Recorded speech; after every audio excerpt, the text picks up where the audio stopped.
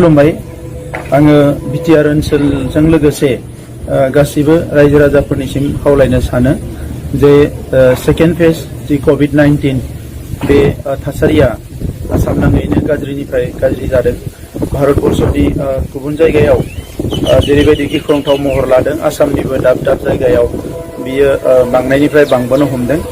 दा बिनिखायनो आं बयखौबो खावलायनो सानो दायो जि मोनसे डाबल मिउटेन्ट कोविडनि गोदान मोनसे थासारि फैदों बेवहाय गोदान मोनसे थासारि नुजाफैदों बेवहाय जों बयबो साबधानै थानांगौ।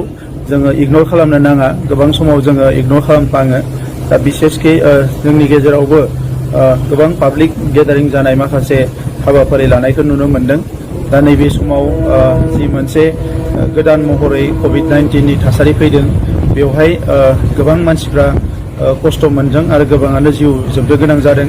दा बेनिखायनो ससियेल डिस्टेन्सखौ जोङो मेनटेन खालामथारनांगौ आरो बयबो मास्क गाननांगौ आरो बेजों लोगोसे जोङो बयबो जोंनि जि सेनिटाइजेसन खालामनाय आखायाव जोङो सेनिटाइज खालामनाय एबा साबुनजों आखाइ सुनाय बेखौ जोङो थाबैनो खालामनांगौ आरो हानायमानि बाहेरायाव खामानि गैयाब्ला जोङो बाहेरायाव ओंखारनानै गेदारिं जालाबायियानो मोजां।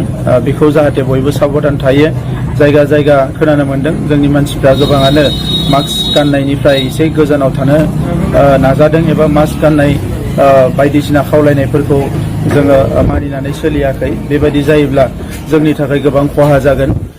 जोंनि ओनसोलाव मोजां हस्पिटाल गैया आरो अक्सिजेन बायदिसिनानि सुबिदाफ्राबो जोबोद खम। दा बांद्राय जायोबा जोंनि बेरामा जुदि बांद्राय जायोब्ला अब्ला आसाम नाङैनो बेवहाय गोबां मोनसे गाज्रि थासारि फैगोन। दा बेनिखायनो आं बयखौबो खावलायदों जे बयबो सांग्रां जानांगौ आरो जिखिनि कभिड प्रट'कल फोसावनाय जादों बेखौ बयबो जाहाथे मानिनानै सोलियो आं बेखौ बयखौबो खावलायदों।